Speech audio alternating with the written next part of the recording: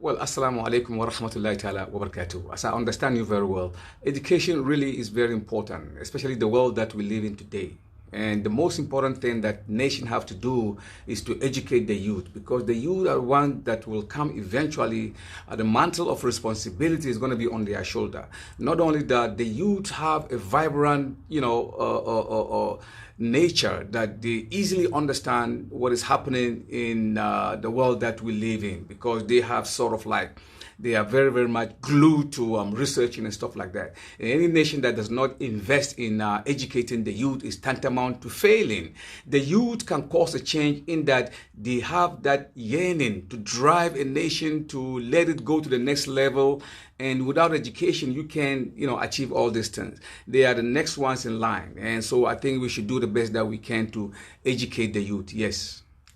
Okay, that's also very true, because we know today that parenting or child rearing it promote and support the physical, psychological, emotional, and the educational part of a human being. The parent have to inculcate good etiquette in the child, so that when the child grows, he become the apple of the nation, not just for the family. So it's very, very important that we have to educate them. In doing so, the parent have to play their part, and the part that they do is the one that they have to do it at home, because they always say to us that charity actually begins at home.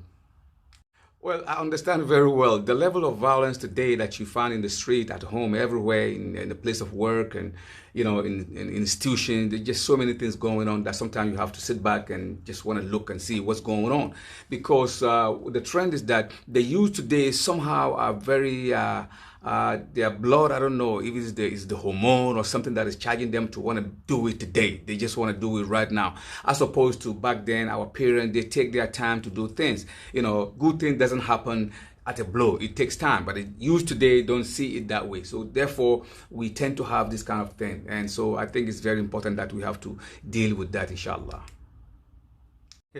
We know very well that they say that it takes a village to raise a child. That means if you have children, or if you have a child, they have friends out there, they play together, they do a lot of things together. So if you want to teach your children, make sure in addition, the community also, because if you educate your son alone or your ward alone, and if he comes back home, he comes back home and he go outside, he's got the same friends. The same friends outside, they're going to corrupt whatever you think he should know. So definitely, when you are raising your children, don't make it seem like, okay, I'm the only parent, I'm not going to let nobody to reproach him if they do something wrong, something like that. And because that's what is happening today. So allow the child to be raised by the community. In Africa, in Asia, in most of the Middle East, in Europe, I don't know about that. But in this part of the world, that is what is happening. I grew up in the same, community, that the whole community actually took care of me. And that's why you have that mercy, that kindness in your heart. So I think we have to promote that angle of thought, inshallah. Yeah, that is very true.